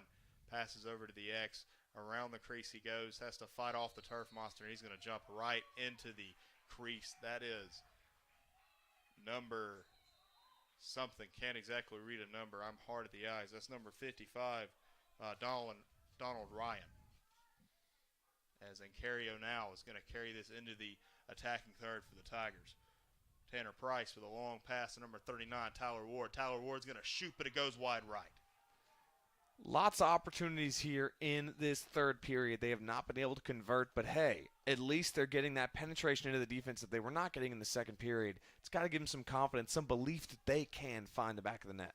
I've been very impressed with the matchups number 39, Tyler Ward, attacker out of Aspen, Colorado, has been getting. I want to see if they go back to him as there we go, but he's going to lose this one after a hit to his stick as South Carolina is going to pick it up with 9 minutes and 27 seconds left to come here in the second period. Kind of opportunities you can't miss there. You can't just give the ball right back to South Carolina, especially with how they've been playing, at least in that second period.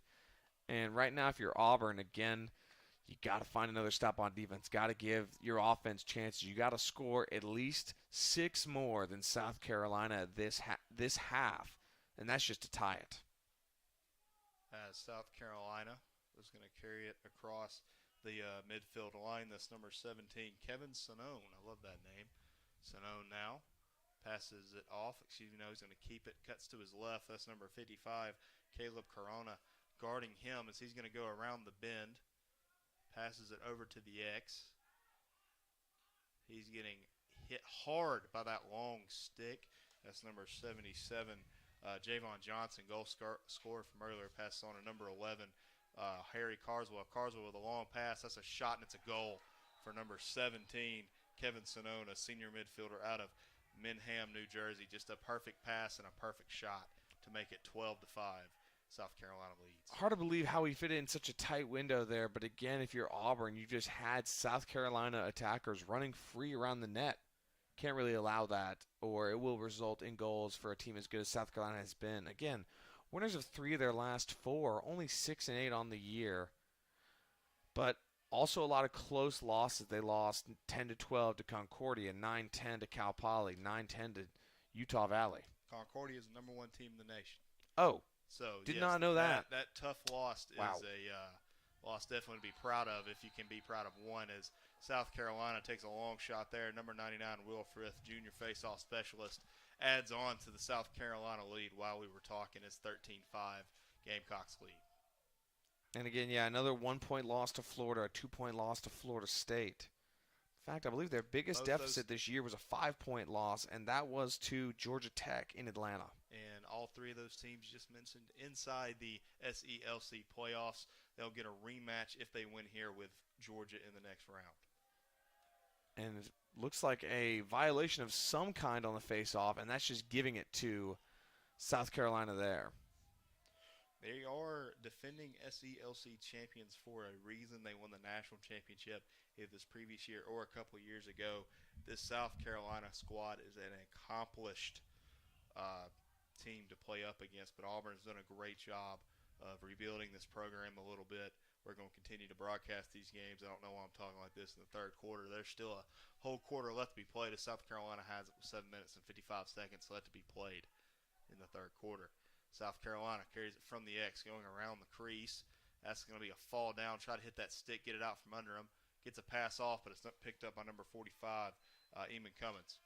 So he's going to run it around the bend, trying to keep that stick out from hitting range, as he's going to get across midfield after a South Carolina player loses their stick. That's number 2, Bradley Meek, midfielder out of Ashburn, Virginia.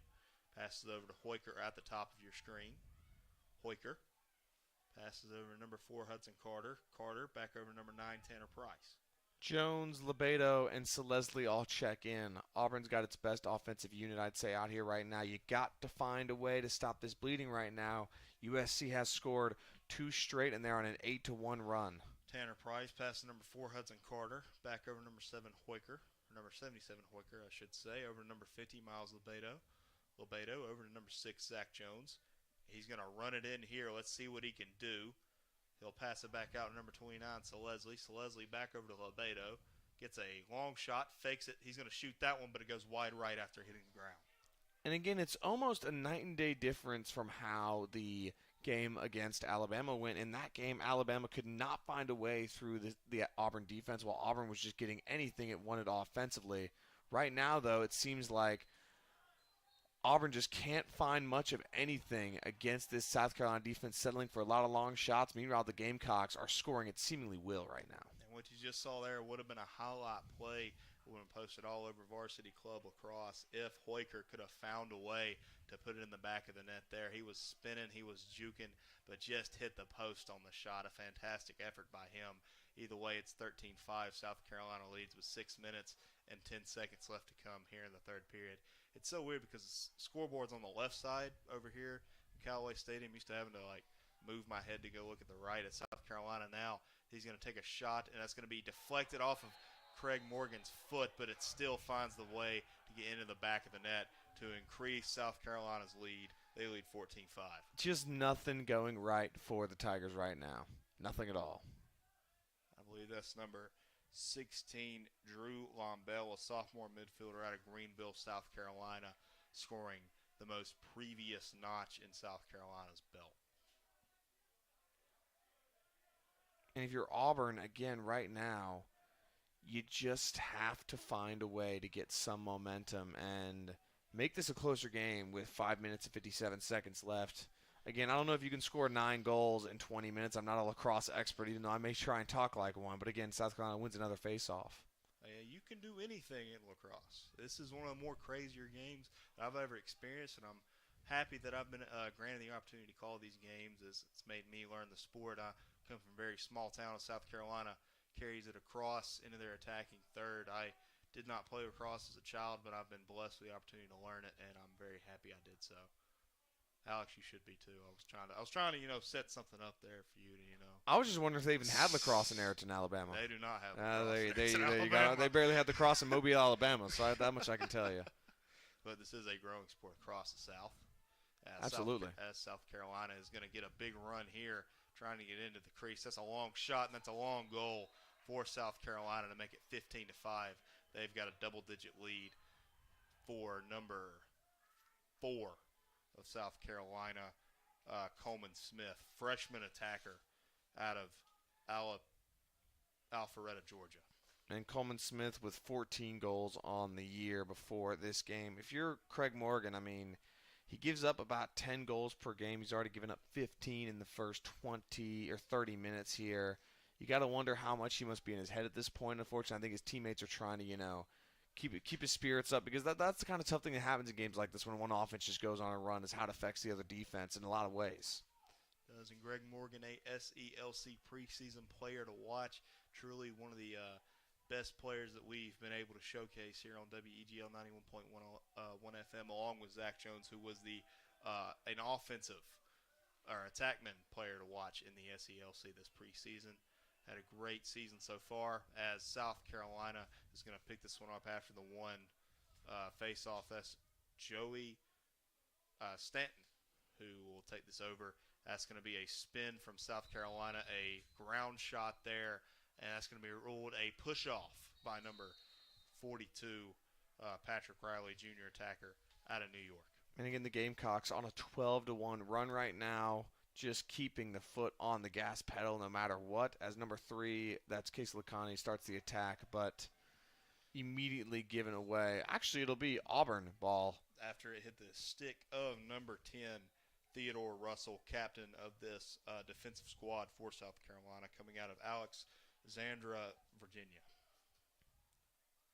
As Lacani's going to pass it over to Zach Jones, still in the midfield circle. He's going to get doubled. Pass over to Jordan Selesli on a run. Cut to his left. Got a little bit of open air. Long pass to Hoiker. Gets affected on the hit as it'll go out of bounds and be South Carolina's ball head the other way with 3 minutes and 45 seconds still to come here in the third period. Just a fantastic game by South Carolina. No fault to either of these teams. I know it got physical. I was in the second quarter while you were here, and I was getting my keys. Both these teams just doing everything they can to advance to the next round of the SELC. Exactly. Now Rittenmeyer running that offense for a moment there. He's going to pass it down in the bottom left corner. And again, for South Carolina, just a lot of movement on the offensive end. South Carolina, that's going to be a trip there, but a penalty flag will be up and then down. And if Miles Albedo can pick it up, it'll be a penalty call, and it will. I believe that was on number 45, Eamon Cummins with the trip. Let's see how long they serve a penalty for.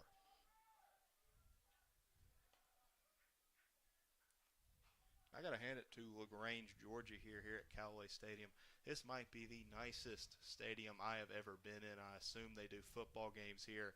There was a Grand Prix just outside of here. You got a barbecue sandwich and a lemonade. I got a Sprite.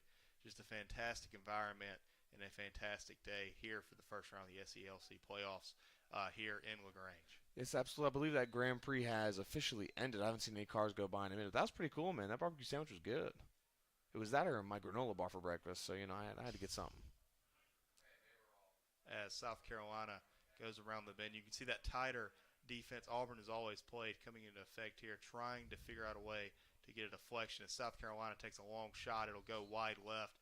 South Carolina closest to it with 2 minutes, 44 seconds on the game clock and 64 seconds on the shot clock. South Carolina's number 5, Joni Stanton, is going to shoot this one. It'll be out of bounds. Stay Gamecock ball. And to get Johnny Stanton with the shot there, like you said, from Gonzaga College High School. What? Gonzaga College High School. That's the thing. That sounds like a thing. As that is a low shot there by South Carolina's number 30, Thomas DeLuca, freshman out of Garden City, New York, to make it 16-5, 11-point lead for South Carolina. And again, just the movement from the Gamecocks, their offense is never taking a minute off, a second off even, everything going so well. And they've also got a different face-off specialist in now. That's number 44, Carson Healy, a freshman from Chaminade High School. 5'11", 180 pounds, at least according to the MCLA website. He'll still be going up against number 27, Jake Krevitz. It's 180 pounds soaking wet, I think, as he's going to pick it up. Gets a big hit from Dominic Ancario. And a flag is going to be thrown. Flag is up in the air, but that man makes me pop every time he delivers a hit. He's got about 3-4 South Carolina Gamecock players around him at the bottom. And let's just say that looks like that was number 33, Thomas Wiley, breaking these two teams up. The team captain setting the tone here for the Gamecocks, telling them that they're not going to let things get too chippy here, up 16-5. Well, folks, I got to tell you, I think Dominic Ancario would take on this whole team if somebody would let him. He is a fierce competitor. He's shown it last year and has shown it this year. I believe we still got him for a couple of years. He is a sophomore out of Niceville, Florida. We got him for 2 more. And again, one thing that's difficult here compared to the Auburn Sportsplex is that, the scoreboard there shows what players are in a penalty box. Here, there is nothing on the scoreboard, and it's unclear where the penalty. And it looks like there is something going on between the coach and the official. That's going to be a penalty on Coach JJ, trying to talk to the ref there, trying to work him over, and he'll get a penalty there. I believe South Carolina will be 2 men up now. Yeah, but it looks like that's going to be number 2, Bradley Meek, who's checking out now. And safe to say things are not going well.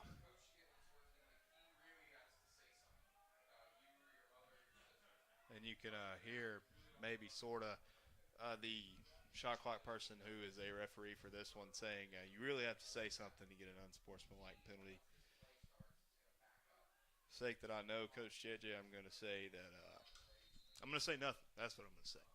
South Carolina carries us into their attacking third, taking advantage of the more field they've been given after the 2 penalties here with 2 minutes and 7 seconds still to be played here in the third period. It's 6-on-5, and now another whistle blown, and I think the shot clock was not going on while that that set piece happened. But now the shot clock is down, and referee's whistling. Away we go the second he does it. It'll be number 33, Trenton Wiley, will be the one to start this one off for the Gamecocks. He'll And to pass give it the on. captain on this team and one of the guys that was breaking up that physical altercation earlier. As South Carolina gets a shot to the crease there, and that's a goal for number 77. Javon Johnson just gets a perfect pass, barely steps into the crease there. Doesn't actually, the referee, if he did, the referee didn't see it, as it'll be 17-5. South Carolina Gamecocks lead over the Auburn Tigers. Not much you can do there. 6 attackers on 4 defenders and a goalie there. Just a disadvantage completely for the Tigers, and that's why you need both your players back on the field as soon as you can with a minute 47 left in the third quarter. Even with that penalty, just a perfect pass to set him up there to get that perfect dump-off goal. Sorry, go ahead. No, you got it. I was going to say, if you're South Carolina and you're head coach Peter Candela, you got to be really happy with how this first game has gone. Also, offensive coordinator Trevor Wiley. I'm going to assume he's related to team captain Trenton Wiley. Just a near flawless offensive game plan designed here today by the Gamecocks. As number 44, the new face-off specialist for the Gamecocks, Carson Haley, loses his head of his stick there on the face-off, as South Carolina will have this one inside the attacking third, as there's a minute 35 left to go, 68 seconds on the shot clock. That is 26 seconds differential there, if my math is correct. That's correct. That is correct. I do math. Let's go. South Carolina carrying around the bend there. That's a long shot, goes wide right. It'll be out of bounds. South Carolina still has it as number 13. Colin Flynn was closest to it. South Carolina takes a shot. It goes wide right. And again, I believe Auburn finally got all the players out of the penalty box. They're going to have full strength with 109 left, 80 seconds left. So basically turning the shot clock off here if this is the last possession of the third quarter. Craig Morgan passes to Miles Lebedo, trying to get some sort of juke there, and it kind of works, as he's going to get 2 big hits, takes it on the ground, still has it, but there he loses it. As South Carolina is going to pick this up. Referee's whistle does not affect much, or I thought I heard one. Maybe my ears are just going crazy.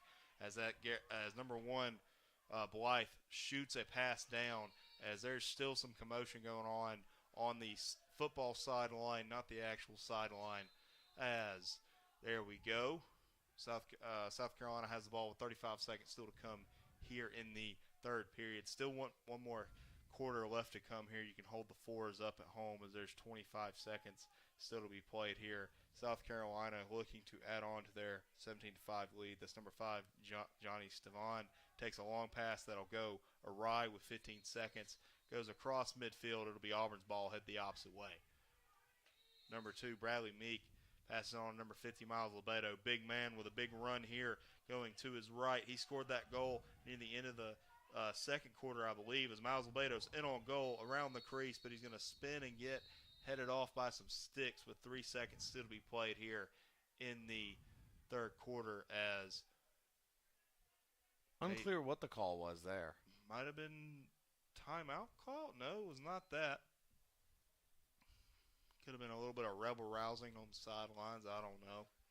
Or just a little bit of rebel rousing with somewhere. But that's going to be a long shot that will probably not go in. If it would have gone in, I would have been very impressed, as the buzzer sounds here on period number 3, as South Carolina holds a commanding 17-5 lead here on WEGL 91.1 FM. Don't go anywhere, folks. We'll be back in a jiffy.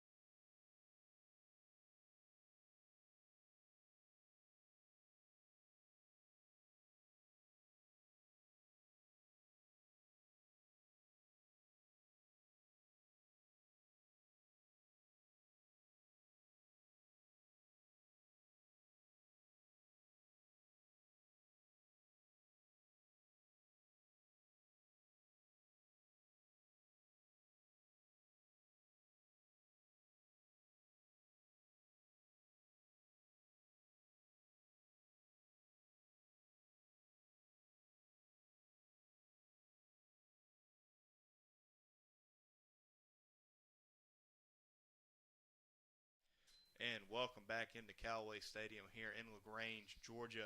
We have round one of the SELC playoffs. As you can see here, winner of this game faces off against Georgia in the semifinals over in Jacksonville, Florida. I believe tickets are $15 to that game. There is some sort of broadcast. I have not been informed of what that is and where it will be. But either way, it'll be some hot lacrosse action down there in Jacksonville, Florida. As number 44, Dominic Incario carries this across into the half-field side of the field for Auburn. He passes off to number 6, Zach Jones. My name's Noah Phillips. Man to my left is the one and only Alex Houston. Oh, thank you, Noah. And South Carolina on the left of y'all's video screens, while Auburn now on the right defensively, as Auburn just trying to end this game on a high note. Again, down 12 with 15 minutes left. As Hudson Carter faces off against the stick. That's a shot, but right into the goalie, number 1, Drew Gregory, who I believe just came into the game, 5'9", out of Charleston, South Carolina. As South Carolina carries it all the way across, Craig Morgan still in the crease for the Tigers. As it is 17-5 with 14 minutes and 2 seconds still to be played here in the fourth quarter. As South Carolina is going to maybe take a little bit of some kneeling time here. They know the clock is on their side as they lead by 12. That's true, but it's also been a very physical, very intense contest, and they look to be still on the attack. As at a shot that goes wide right, couldn't exactly see his number. Folks, before the game, I looked at Alex and said, no, the red on black will be easy to see. Folks, I lied to him and I lied to you. I'm so sorry. As number 5, I told you, Johnny Shenton gets a shot off and a big hit for his troubles that goes out of bounds and will be South Carolina's ball. one number we haven't called today is Greg Shinar. He featured heavily in the Alabama game, though not much of a presence here today. Is that one nearly? Oh my goodness.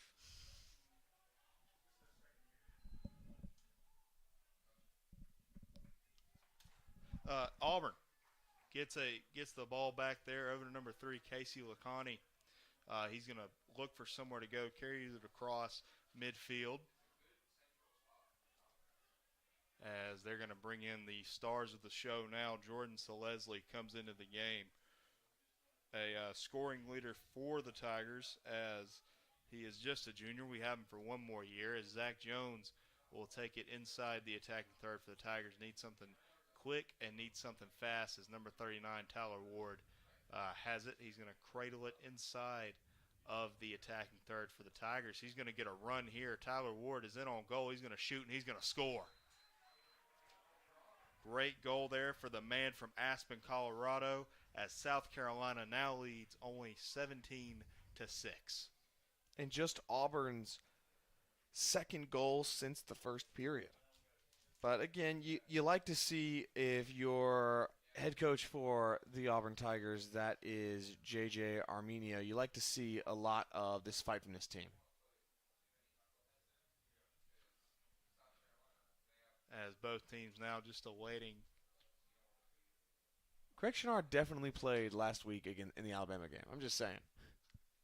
As Auburn, a little inside joke between me and Alex, as Jake Shakros is going to carry this across past to Michael Malone, back over to number 14, Eric Dietrichs. Dietrichs in on goal. That's another shot, and that's another goal. Folks, things are starting to heat back up. They've cut the lead down to 10, the Auburn Tigers have. It's 2 goals in about 30 seconds. Indeed, they keep that up, I think. Yes, the math is definitely on the Auburn Tigers side here if they can keep scoring in 30 seconds. Well, Will Frith just checked back in as the faceoff specialist, so it looks like that experiment with Carson Healy is done. And again, number 1, Drew Gregory, is still in the crease for the South Carolina Gamecocks. As that is a referee's whistle. Let's see. Yes, a face-off infraction on number 99, Will Frith, the captain junior face-off specialist. 12:14 left in this fourth period. Auburn down 10. Already scored 2 goals. They need one quickly, and they are moving on the attack, completely going to Seleslie. Seleslie with a long shot that's going to hit the stick of number 1, Drew Gregory. Could have been Another goal there to cut the lead to 9. Either way, it'll be 17-7 as this ball approaches the sideline, picked up by South Carolina. That was the kind of shot you needed, but again, this South Carolina team is still very, very talented, and it's a big uphill battle for Auburn with just under 12 minutes, now 11:40 left in this fourth period. Connor Buchanan passes over to number 11, Harry Carswell. Well, you see all those past 3 shots, 2 of them resisting goals, they were quick shots. Yeah. Auburn understands the clock is not their friend here as they're down by 10 with 11 minutes and 24 seconds still to be played here. And again, South Carolina has this advantage with an 80-second game clock. That's going to take a lot of time off just holding the ball right now. They don't have to shoot the ball for 79 seconds. And they probably won't. As South Carolina gets a long pass to the top of the key there. That's going to be a run for number 55, Donald Ryan, who's going to shoot, and it'll go out of bounds. It'll stay South Carolina ball as a Georgia Tech stickman is approaching the press box as number 2, Bradley Meek, picks it up, goes across midfield. And he's going to pass it over to number 20, Michael Malone. He's going to check out real quick. Long pass to Blythe. Blythe shoots, hits the ground, goes wide left. And Auburn is giving it their all right now. Tyler Ward checks back in. Coley Blythe checks out. Hudson Carter going to check in. Auburn trying to make a bit of a run, making a bit of a game here in the fourth period and show some fight.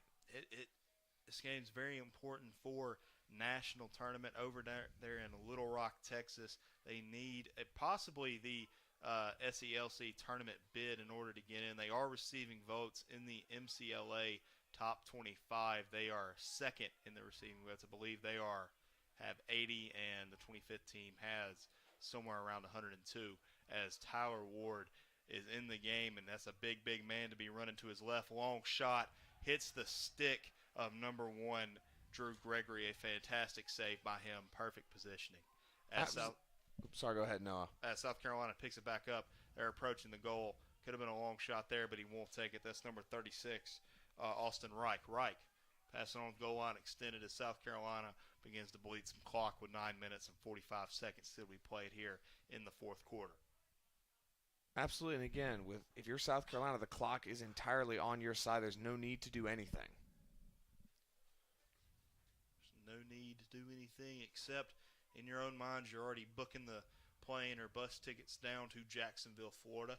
Be an even bigger drive for them as they hail from the Carolinas. That's going to be a shot, and it's going to be off the boot of number 34, Craig Morgan. Pass to Miles Lebedo. That's going to be a penalty flag up in the air. Auburn to be a man up for at least 30 seconds. So it looks like it. Let's see exactly what the officials are discussing right now with 9:12 left. Clock definitely not on Auburn's side here, but again, you're going to have to score some goals and win some face-offs if you're going to make this a game here in this fourth quarter. So it'd be like a nice wrinkle if it was like volleyball where you have to win by 2. Just saying. I mean, that'd be fun.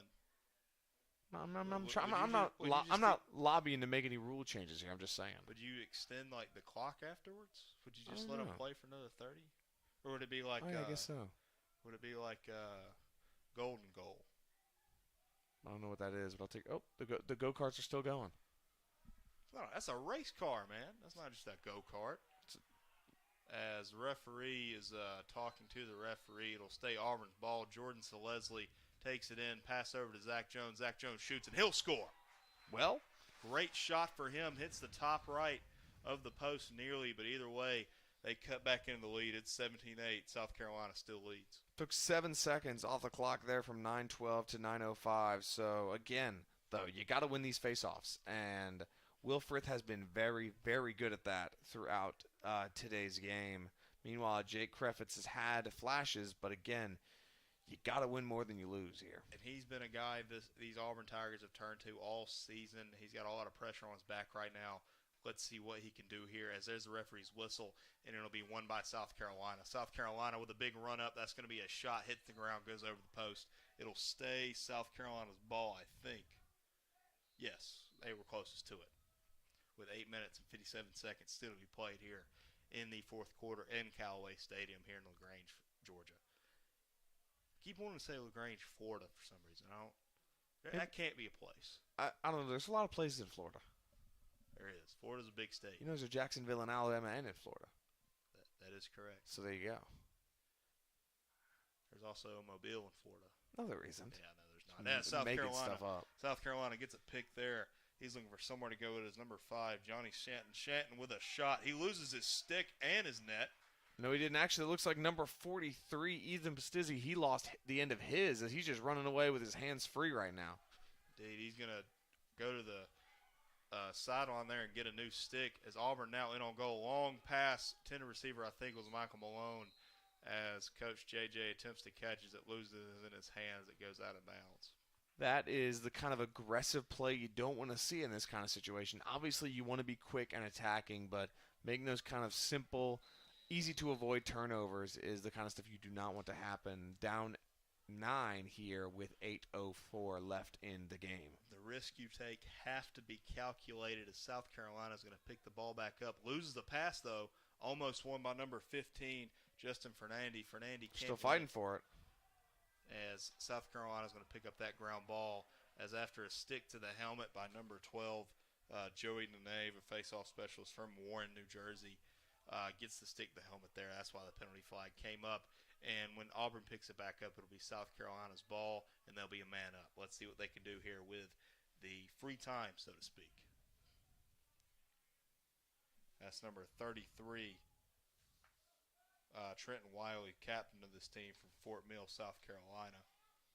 And again, South Carolina still playing as aggressive an offense. They are not taking the foot off the gas pedal. I mean, there might be a little bit of slowing at the point, but they are still going after it and attacking and moving as much as they can. As there's your pickup and there's your whistle. South Carolina has been a very good passing team. Absolutely. You've seen South Carolina now make more moves to try and just bleed a little bit extra clock. They're not making as many risky passes as they were in the start of this one, and while I was assisting AAA with getting my keys back in the second quarter. I would agree with that 100%. And I think really, again, it's just been better lacrosse played for South Carolina right now. Again, been a very physical contest, but I think Auburn's just made a few more mistakes down the line than South Carolina has, and that, I think, has been the difference, along with just great face-off wins from Will Frith and a lot of other things. South Carolina now, they'll be a man up with Joey Nenave after that stick to the helmet. South Carolina just going to pass this one along the bend. You can see there the great fundamentals, just delivering great passes to try and bleed a little clock. Exactly. Nothing sailing on them, nothing going too wide. They're just really being very patient. But then they start moving around and they just go to the attack again. That's a shot that hits the knee of Craig Morgan. Ooh, I would not want to feel that after a long shot there by number 11, Harry Carswell, sophomore midfielder out of Spring Harbor, New York. Got some zip on that ball. Ooh, man. Yeah, at least it's hot outside. If it was cold, that would still be stinging. Probably still be stinging long on the way home as well. As South Carolina carries this around the crease into the goal, and that's a shot and a dump off there for number 42, Patrick Riley, the captain out of Garden City, New York, to make it 18-8, South Carolina. And those are the kind of defensive breakdowns that have been happening all day, where South Carolina's just had that guy in the middle open, and Auburn has not been able to find those opportunities, while South Carolina has had them since the opening face-off, and especially in that second period. That was the kind of difference, and they just showed that they could still score here in the fourth quarter.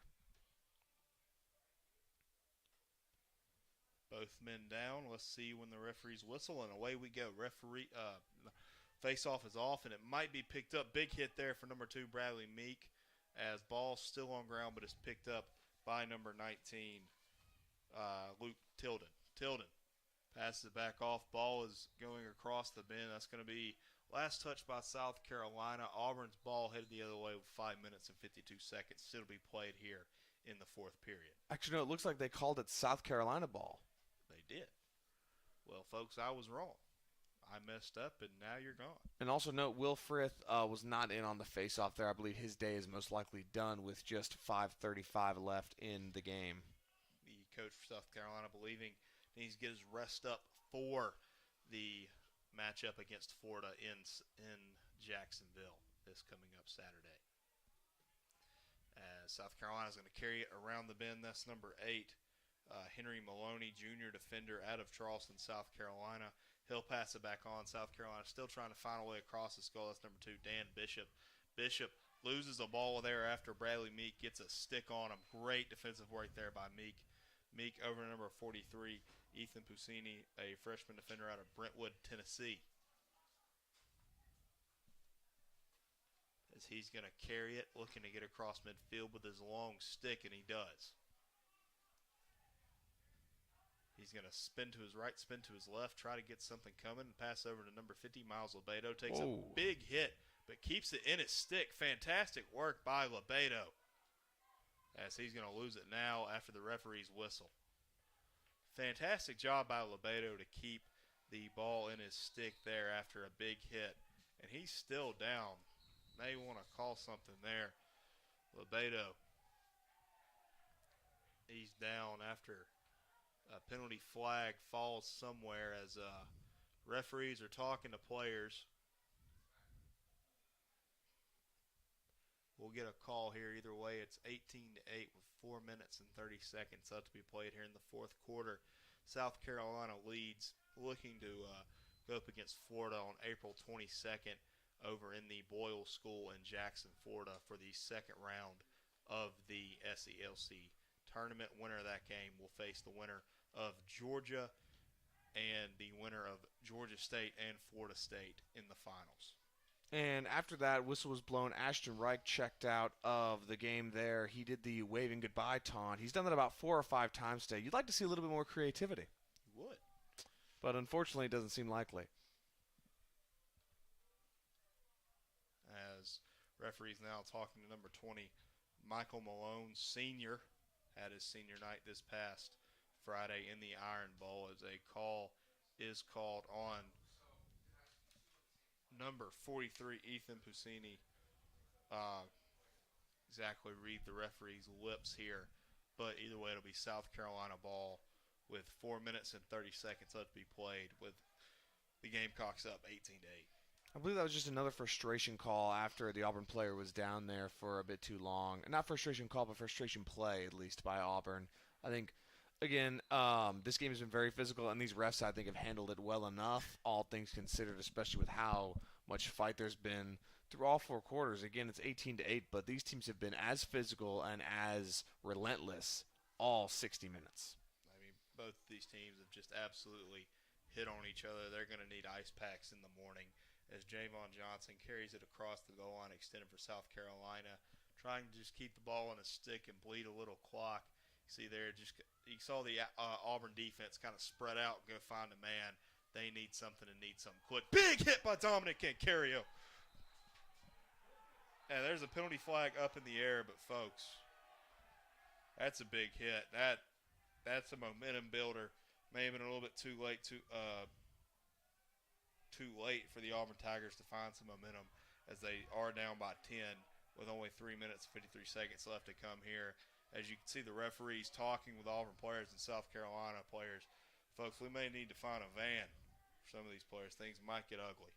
And Auburn looked really, really frustrated with that official's call. Again, I'm not super familiar with the rules as to what is a legal hit and what is not, but Auburn's sideline was very, very, very frustrated, and the call is against the Tigers. They did not seem to agree with that one bit. I think the hit might have been, I think in the referee's eyes, the hit was to the back maybe. I think that may have been what they thought, but either way, big hit by Cancario gets called back. It'll be South Carolina's ball, a man up. And again, that frustration just continuing to build for Auburn, with these two teams not letting up at all. Both these teams are Under Armour. Suppose that means something. That means something. But again, right now, a lot of discussions. This fourth quarter feels like it's been the longest of the day so far, which is a lot of the stoppages for injuries and official discussions and so much more. Very physical contest right now. And again, Auburn winners of 7 straight, down 10 to the South Carolina Gamecocks. As they're going to, South Carolina pass it around. That's a shot that goes over the post, as it'll be 3 minutes and 35 seconds still to come here in this one. till me and you drive back to Auburn as South Carolina carries it in, trying to find somewhere to go. Is number 42, Patrick Riley, captain of this team. He's done a fantastic job, scored a couple goals as South Carolina continues going around the bend. They're in the crease now. That's number 33, Trenton Wiley. Wiley is going to pass it off. It'll go out of bounds. It'll be Auburn's ball for the final 3 minutes and 9 seconds of this one. And in there for the Tigers now checking out was freshman defender Ricardo Nazario. He's going to check out as it looks like Selesli's going to get back in. Need goal scorers and need goals quick as Miles Lebedo carries it across midfield. He's getting stick checked, but he's going to continue around. Auburn's still a man down, and Carrio trying to figure out when he can go in as Lebedo carries it across the goal line extended. They need a goal and a goal quick with 2 minutes and 45 seconds to be played here in the fourth quarter. Long pass over to number 9, Tanner Price. Price over to Jordan Selesli. Selesli gets a stick on his head there. Surprised that wasn't a penalty. As Selesli passes on number 9, Tanner Price. Price passes to number 39, Tyler Ward. Greatest matchup I've seen all day. Ward trying to get in on goal. Pass it back out to number 20, Michael Malone. Malone got a little bit of room in front of him. Pass it back out to Ward. Ward gets a spin, trying to get that shoulder in, get him some separation. So he's going to carry it around the crease. Back over to number 9, Tanner Price. Price over to Selesli. Selesli back over to 20, Michael Malone. Malone. Malone trying to figure out a way to get past the South Carolina defender, and he does. It's a ground ball shot, but it's picked up by the South Carolina goalkeeper as there's a penalty flag up in the air with a minute 47 left to be played here. 27-second differential in the shot clock and game clock. And again, for South Carolina, the kind of success they've had today is certainly allowing them to play this physical style and what I would say sloppy style. But will that pass against Georgia and other teams in the SELC tournament? Not an expert, but I would say that you definitely want to clean up these kind of mistakes and not just give an opposing team many free possessions. They have a week to clean up those possessions before they play Florida in the next round, unless something drastic happens here, folks. They'll be playing at the Boyle School down in Jacksonville, Florida. I believe general admission for a 2-day pass is $15. If you can afford the trip, as number 29, Jordan Selesli, is going to pick this up at midfield, carries it into attacking third, back over. That's going to be a shot, and that's going to be picked up by number 1, Drew Gregory. A great moving goal there to pick up what has been one of many saves for the South Carolina duo of goaltenders. That's going to be a shot, not picked up by anybody. Great defensive work there to get a stick on it. I believe that was number 29, Jordan Selesli, proving that he can do it all, not just be a attacker for this Tiger squad. And again, Selesli was looking for just another goal there with a minute 17 remaining. Auburn will finish the season 8-7 overall, assuming this game counts towards the overall record. I'm going to say it probably does. And for the Gamecocks, they'll be moving on. They'll move to 7-8 and go to that second round, like you were saying, Noah. As there's a minute left to go here, shot clock does not matter anymore with 63 seconds on it anyway. As Lebedo passes the bat to Selesli. Selesli over to 6, Zach Jones. Tanner Price looking for somewhere to go. Can't get a pass off. Price, though, from the top over to 29, Jordan Selesli. Just can't see the pass in with 45 seconds left to be played here. 18-8 is your score with 40 seconds on the game clock. And again, if you're Auburn, I really think it's just been not as much movement on the offensive end as South Carolina's been able to generate, and that, I think, could very well be the difference. As that's a shot and a goal there for number 42. Patrick Riley taking a late one to make it 19-8. South Carolina extending their lead and putting a little bit of a salt in the wound there on the Auburn Tigers. And now South Carolina checking in a third face-off specialist, A.J. Galiotis, a sophomore from Norfolk Academy, 5'9", 190 pounds. And he'll still, I imagine, we got a Gamecock player was down injured. Like you said, I believe that's Patrick Riley. That is Patrick Riley, the captain of the squad. As you can see, players coming out to help him. Kind of limping on that right leg. That'll be an interesting story going into the second round of the SELC playoffs. Absolutely. It looks like he's also favoring his right arm as well, just not not the way you want to end the game. Again, Riley has been a great captain for the Gamecocks so far today, and he has 49 goals this year, along with 13 assists. He leads the team in points with 62. No other player on the team has above 40. Either way, both players are down for the last 27 seconds of combat. All we need is the referee's whistle. Referee's whistle is up and away we go. Both players now scrumming for it, trying to be the lowest man. Low man wins. We all know that. 27 seconds are off the game clock. 17. This could very well be the end of the game. That would have been very fun if that would have happened, but South Carolina picks it up. 10 seconds left on the game clock, and all there's left to do now is celebrate with their team as one. That is your game. South Carolina beats the Auburn Tigers 19-8. I don't want to say it was an upset because obviously these two teams are both very good at what they do, but North Carolina coming in as a 3 seed from the north, Auburn coming in as a 2 seed from the south. I expected a little bit of a closer game, but both these teams put on a clinic today as South Carolina will advance on to the second round this Saturday, April 22nd, to face off against Georgia. Coming up, we have Georgia Tech versus Florida State. Both those teams played Auburn greatly. I witnessed both of them. Winner of that will play Florida also on Saturday before the finals. Will be Sunday, 23rd in Jacksonville, Florida. Alex, you have anything to say before we? I think I definitely agree. We both expected a closer game, but looking at South Carolina's schedule, I think their record can be deceiving. They've had a very, very tough schedule. You talked about, I believe it was Concordia, a team they traveled all the way out to California to play. They had a whole series of games in California earlier this season, a Saturday, Tuesday, Thursday stretch. All 3 losses, but only by a combined score of 6 points in losses. Definitely would have expected that, but hey, I mean, I know you've had a lot of fun covering this lacrosse team this year. It's been a heck of a run. That 7 straight game win streak. I mean, I don't know the history of Auburn lacrosse, but I'm sure that's a pretty high mark for them. But again, it's been a lot of fun getting to cover these 2 games with you, Noah. And as always, as co-sports director of WEGL 91.1, it's a privilege for anybody listening at home who supports this Auburn lacrosse team. It's a privilege to get to cover this team, and I know you're looking forward to doing it again next year. I will be, and folks, until next year, this has been Noah Phillips. I wish you the best of luck. South Carolina Gamecocks beat Auburn 19-8. I'll see y'all next year. Until then, make sure you're having a wonderful time with your lives, and War Eagle.